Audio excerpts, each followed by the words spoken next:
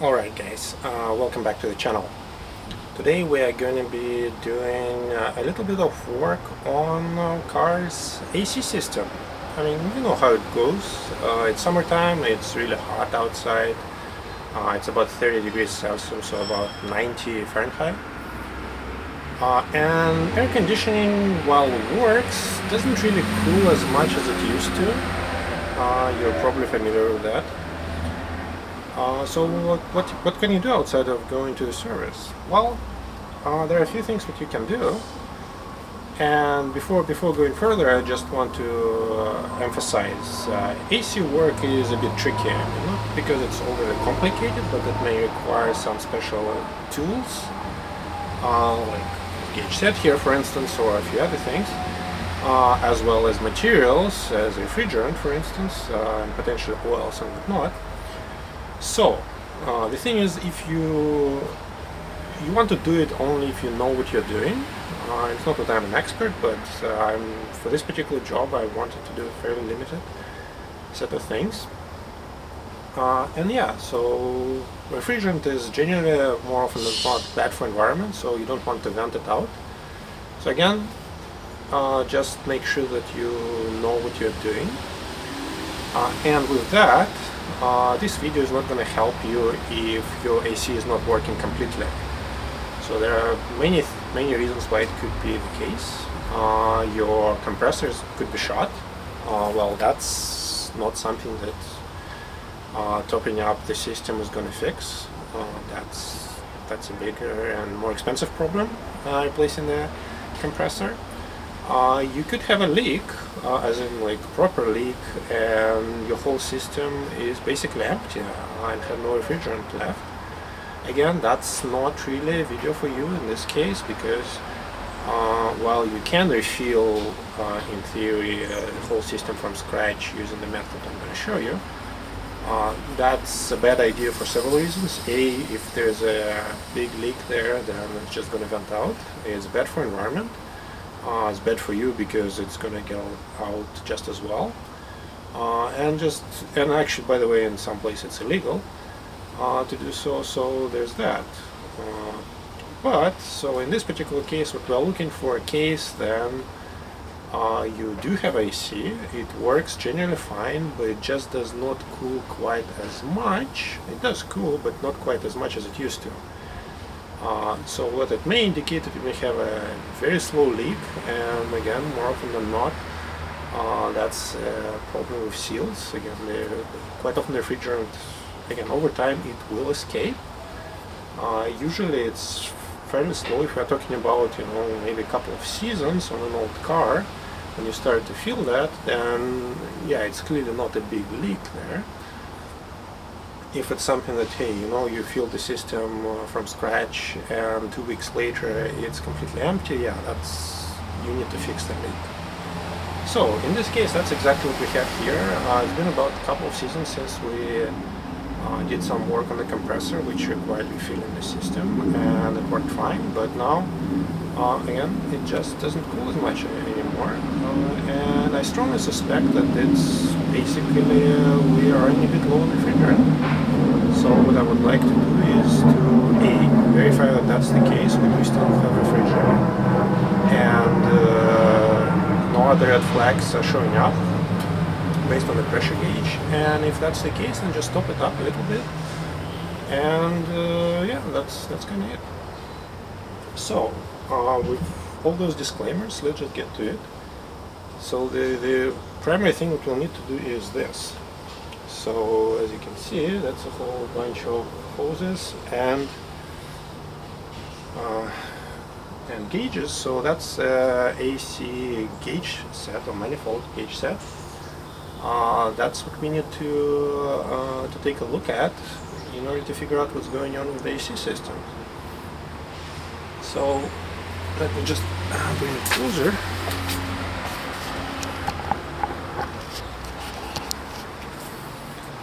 Alright, I'll very briefly go through what are we looking at here. So what you can see is basically two gauges here. That's blue one is for low pressure, red is for high pressure.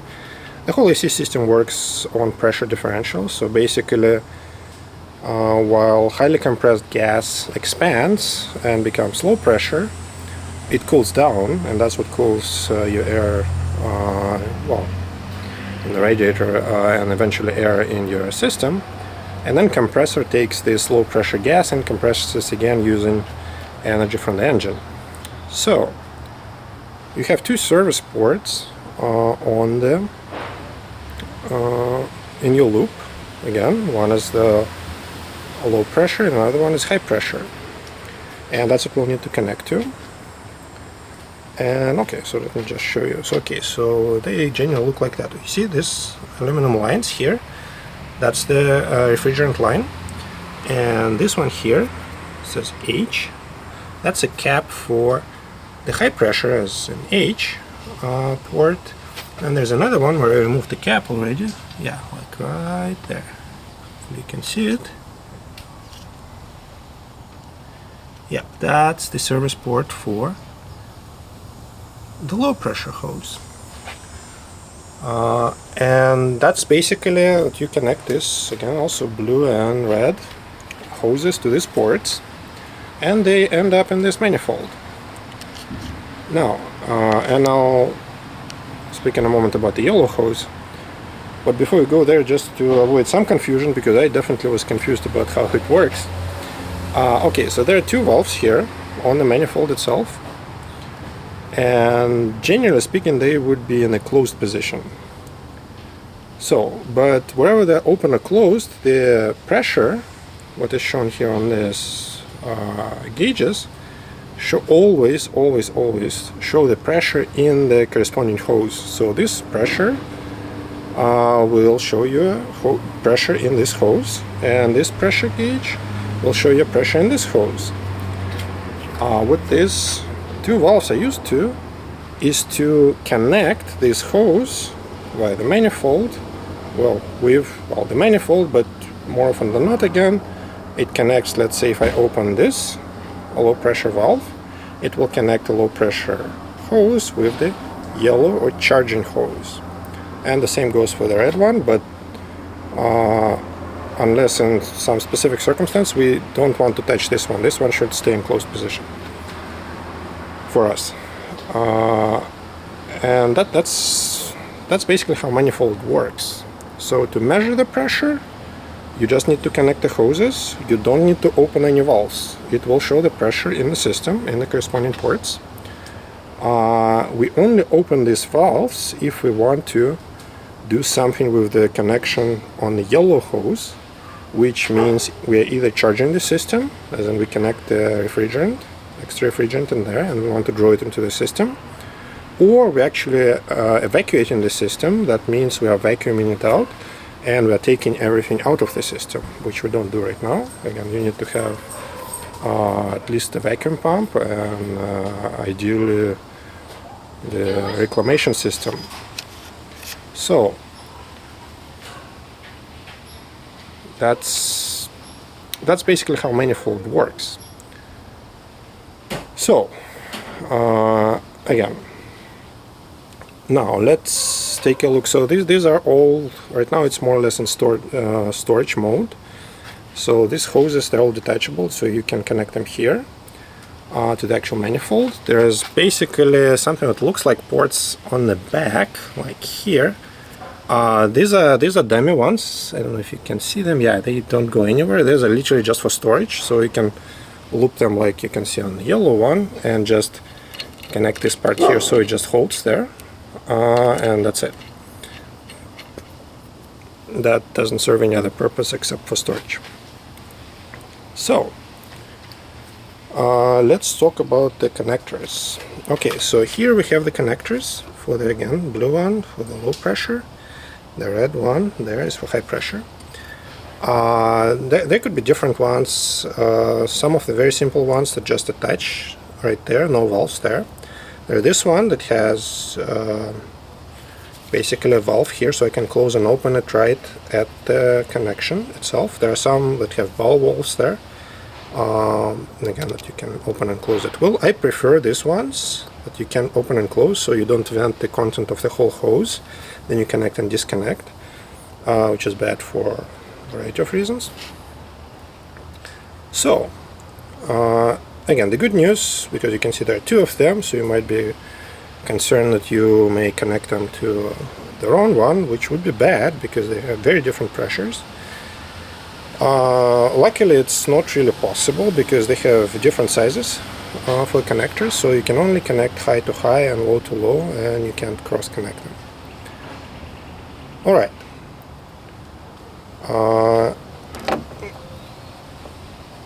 Another thing that we'll do when we get there is when we connect, we want to avoid adding any air into the system, because air, as well as moisture, which is associated with that, is bad, like really bad for your AC system.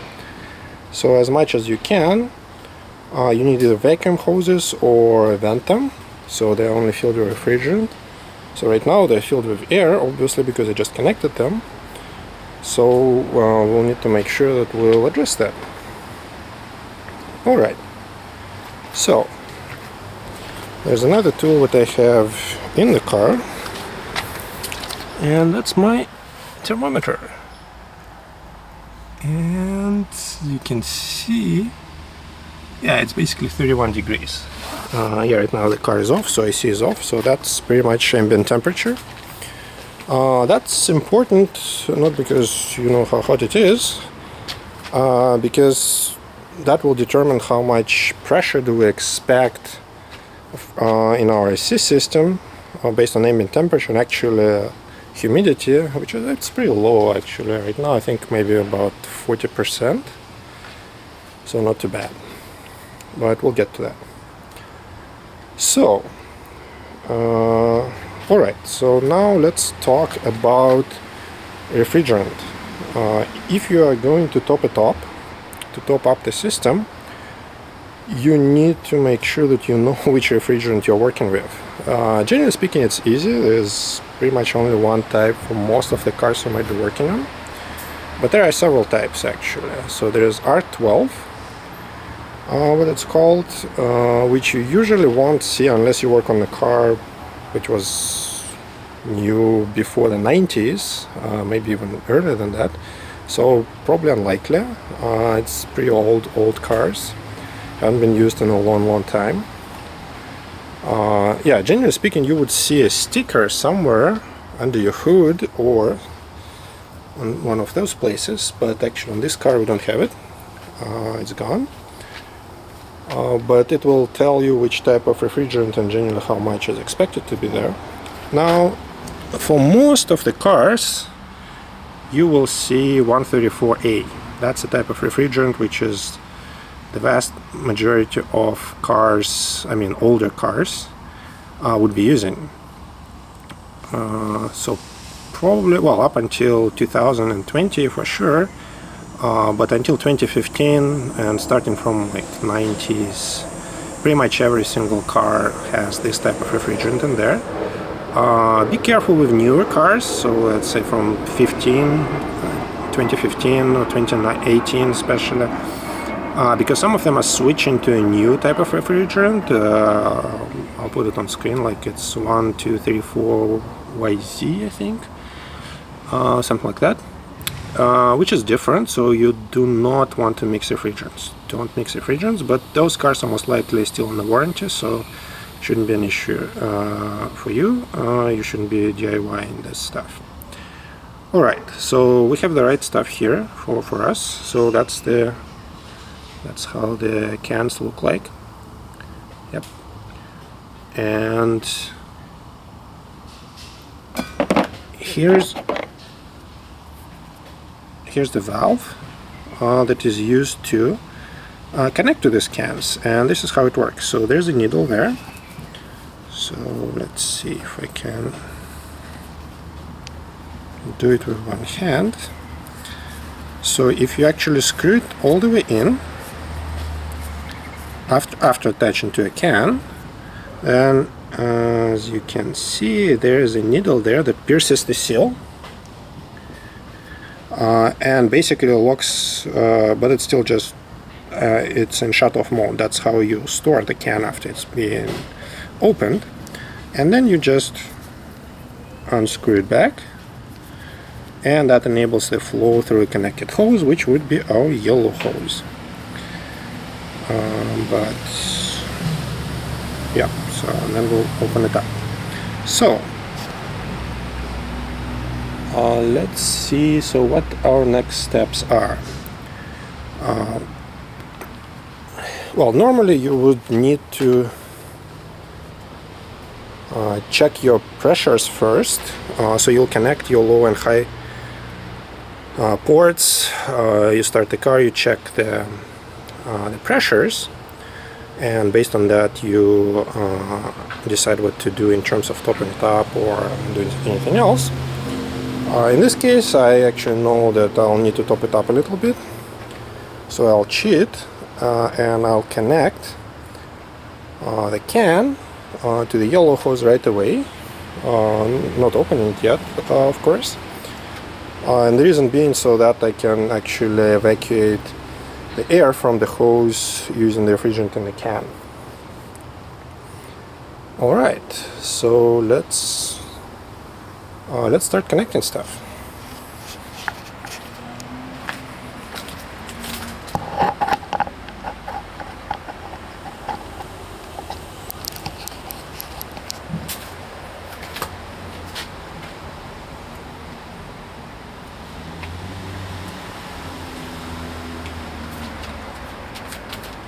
Okay, make sure that your valves on the manifold are in closed position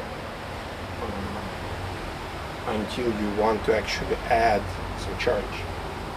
So until then, they should stay closed, so they're closed right now. Yeah, and important, let me just change my gloves. So when you're working with refrigerant, make sure you're wearing the eye protection, so that, and you wear gloves because refrigerant is cold. And generally speaking, certainly not good for environment, not good for you. So, wearing the gloves.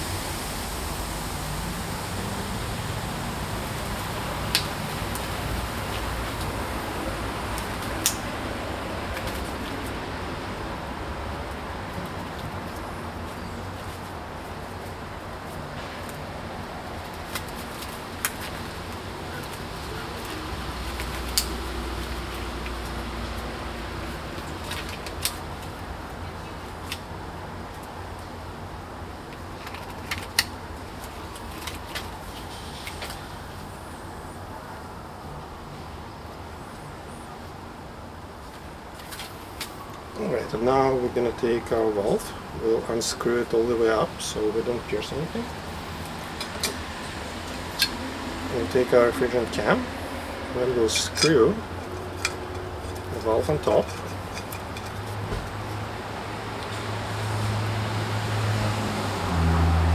Like so. So you see, if we'll start screwing it in now, it will pierce the seal. But before we do that, we need to connect our yellow hose.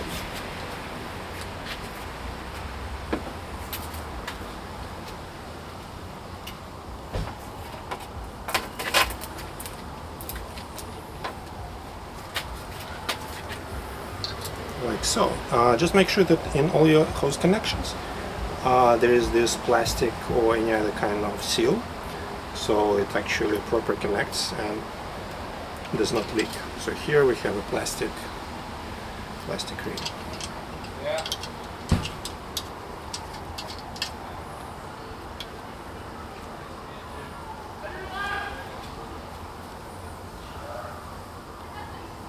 Alright, so it's connected.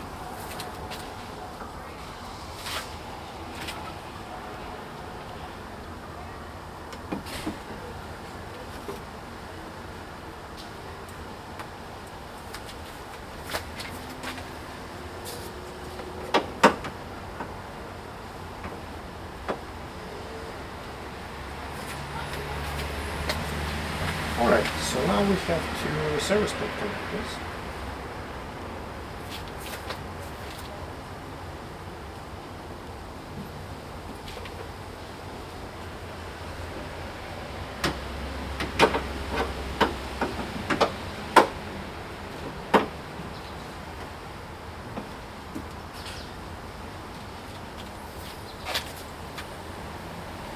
And again, make sure that they're closed if they have valves.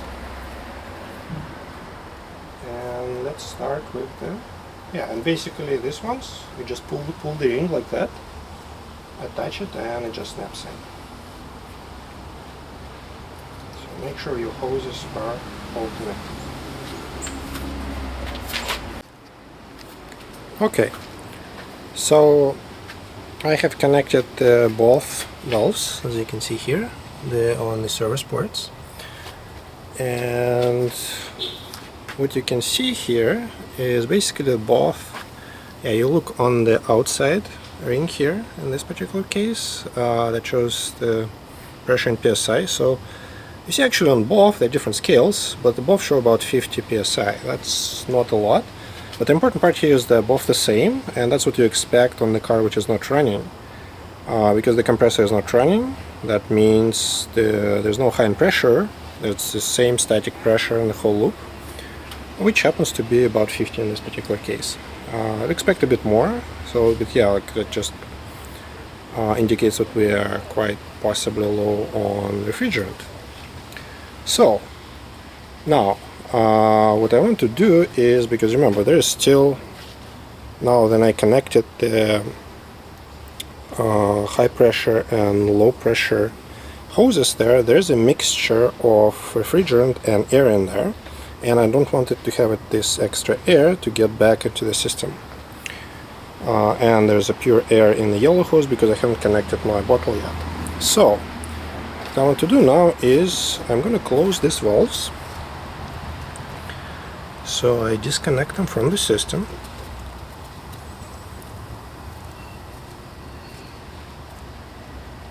Okay, this one is disconnected, and this one is disconnected as well. So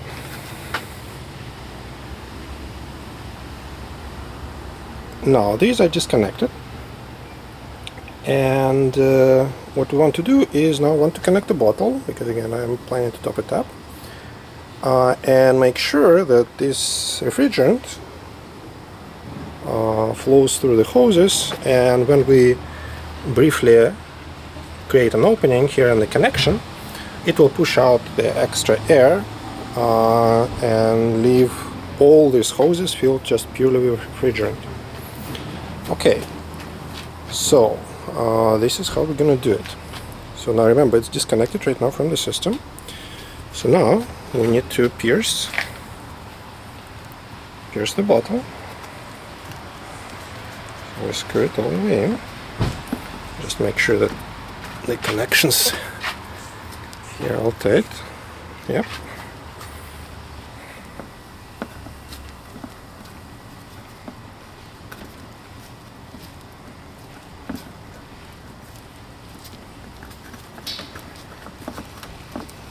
Alright, so I think we pierced the seal, and now we need to open that, and that will push refrigerant into the yellow hose.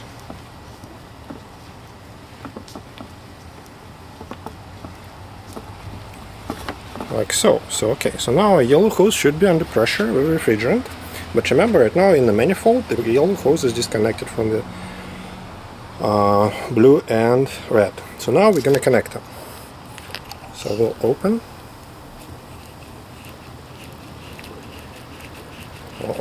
that valve,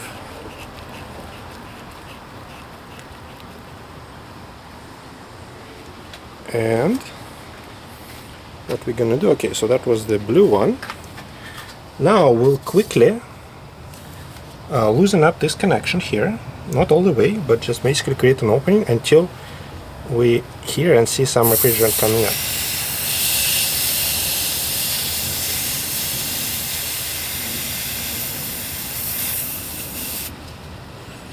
Like so.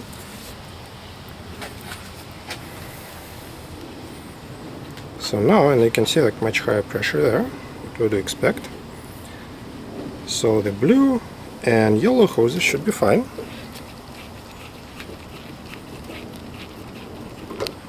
Now we're gonna do the same with the red one.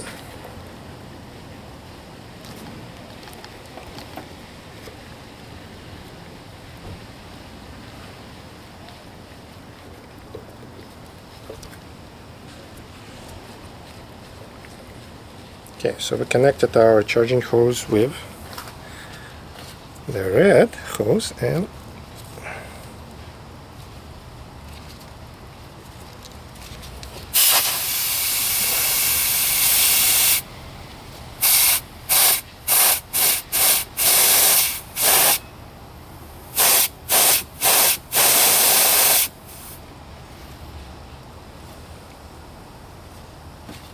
push some air out. Alright, so now there should be nothing but refrigerant in both hoses, in all three hoses actually. So let's close. Oh, this one is already closed, so let's close. Don't forget to close the high pressure one, because this one we are not going to touch anymore. So we are never charging through the high pressure hose.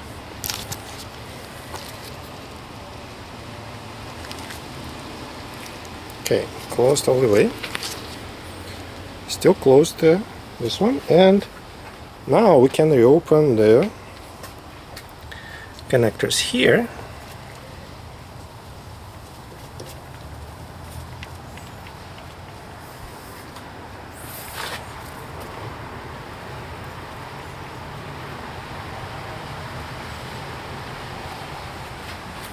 Like so. Alright, yeah, and we're pretty much back where we started, because again there was not, well, the pressure was higher, but it was just in the hoses, so now it's part of the system. We didn't really add much. Okay, so it's time to start the car. Okay, as you can see, that's just ambient temperature is 29. And what we want to make sure is we want to put the maximum fan. We want to move to maximum cold. Don't want to do recirculation, and make sure that the AC is on. And then start the car.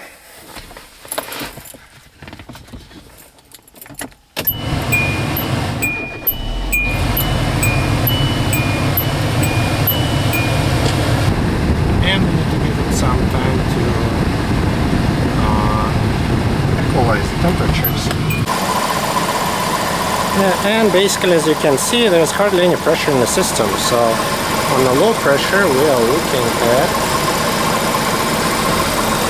like 5 psi, and on the high side 90. Well, there are different tables, so I'll probably show you some other ones, but okay, the ones right here, yeah, we're expecting to be, again, that table looks different from others, but on the low side we are looking at from 30 to 50 psi, let's say, and on the high side we are looking at what, probably like 150 to 250.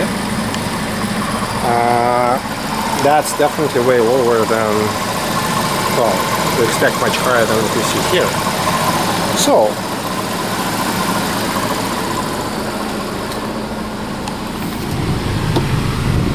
let's look at our temperatures. Yeah, it didn't really do much. So that's when we'll start slowly to add refrigerant to the system. And we'll do it by just opening this valve.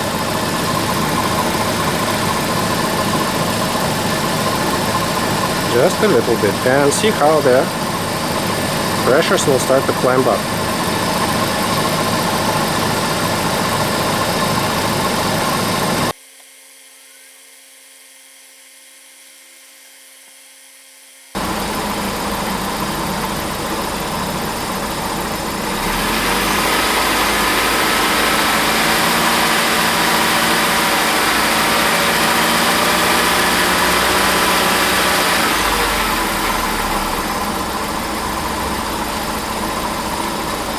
Yeah, the reason for me revving it up a little bit, so you want to check generally the final pressures at about 2500 RPMs or so.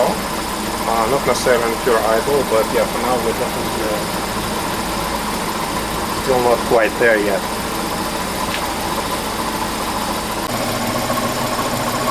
Alright, and I'd say that's good enough. So we got to about 40-ish psi on the low side, 200 on the high side. Remember, that's for the idle. If we actually gas, let me see if I can do that.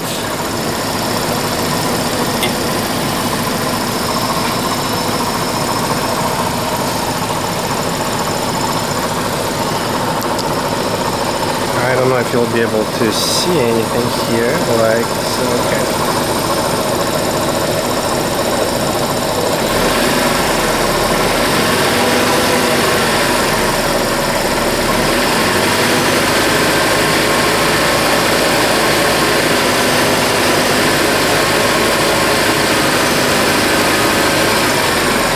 Yeah, as you can see, the numbers on the low side go down and the high side go up, which is pretty much what you would want. Yeah, because there are different numbers in different documents in terms of the pressures versus temperature versus humidity, I'd call it good enough. It's better than we used to have. And let's just check the temperatures coming out of the vents. Well, I already can tell that it's cooler.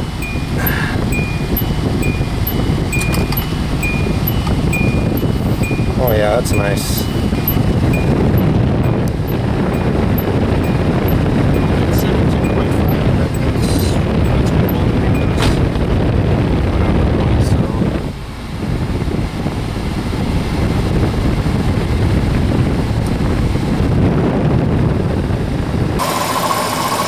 Alright, so now we need to shut it off. Well, actually before that, so we don't waste any refrigerant, we want to draw it into the system, so we'll close the can here.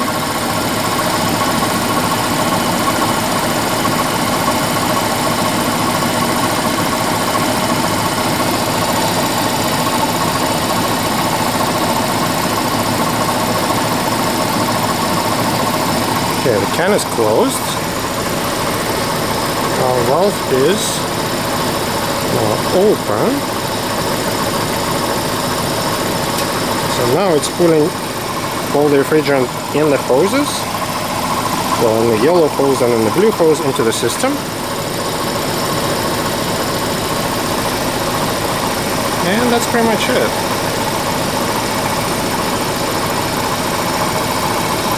I think that's that. Now we can close it.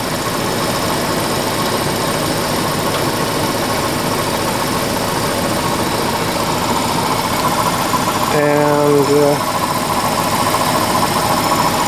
yeah, we can shut off the car and then disconnect the valves.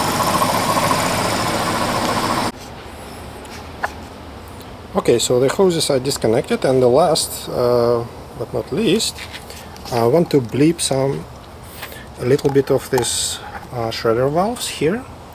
Basically, you just want to have anything like a screwdriver and just push on the pin until the refrigerant comes out just quickly like that, boom.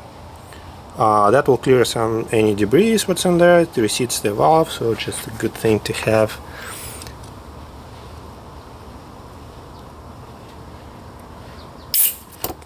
Like so. And now we'll just replace the caps.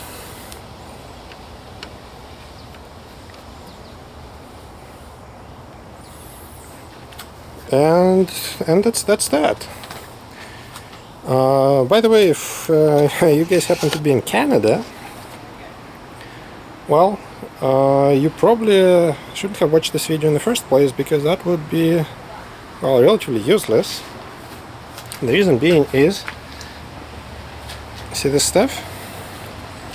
The refrigerant, if you need it, you actually cannot buy it in Canada. Well, not easily anyway.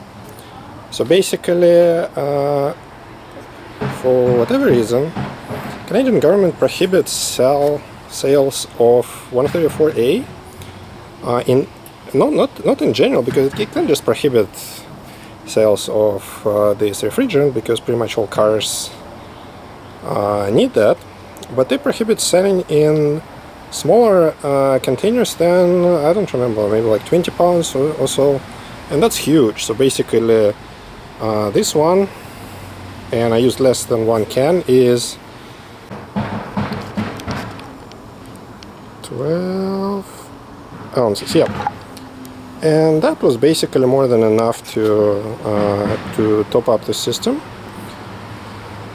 So 20 pounds is way more than you need for a single car. So they basically prohibits it for sales to individuals, while any repair shop can buy them and charge you through the nose for the same work.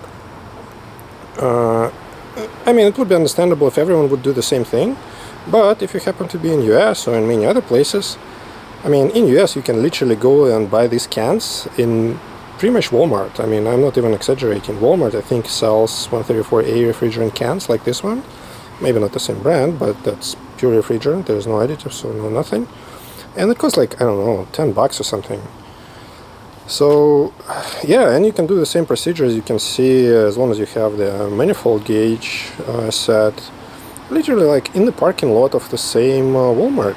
So yeah, if you're Canadian, then I mean, well, right now it's COVID, but generally speaking, yeah, just you can go to US and do that, all this in your favorite Walmart there in the parking lot, or yeah, like if you're in Canada, you cannot easily buy this stuff. I mean, you can get some of the stuff online, but it's not easy and it's not cheap. So yeah, there's that. So that's done. I'll just do a little bit of cleanup and that's it. Is it perfect AC system now? No. But again, like this compressor is already refurbed, so it's not. It's good enough for this car, and it's gonna do well, I assume, for maybe another couple of seasons. And yeah, that should be good enough for that kind of fix. And remember, if you have anything more serious than that, don't just top it up and hope that it's gonna get better, because it won't. Don't also add too much, because that's also not helpful. Actually, it's not going to cool more. You're going to damage the system potentially. But for things like that, then yeah, it's an old car. It slowly dissipates the refrigerant over seasons. We're talking about days. Then that kind of repair might be useful for you. And as you can see, it's not really hard to do. The only thing that you really want to do, and I mean, in theory, you can do it with these cans. Again, in US you can buy the cans with the hose, with the attachment for the low port, and pressure gauge in like one container. It's not ideal, because you really want to see what's happening on the high side as well, just to make sure that it's not something else, because low refrigerant is not always the problem. But when it is, like, yeah, that's the kind of thing you can do. And with that, yeah, if you like this content, so please like it, subscribe it, and let me know in the comments what you liked, what you didn't like, what else do you want to see, and yeah, I would like to hear from you. With that, I'll see you soon. See ya. Alright guys, I cleaned everything up, and look at that, just a few minutes running at 25 RPM, and on circulation, and we are basically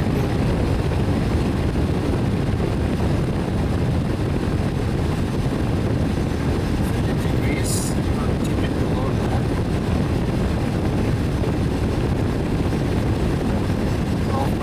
13. That is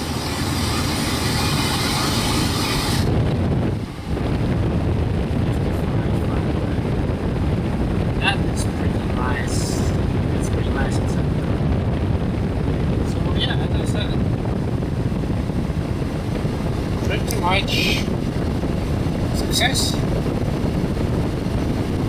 So thanks for watching.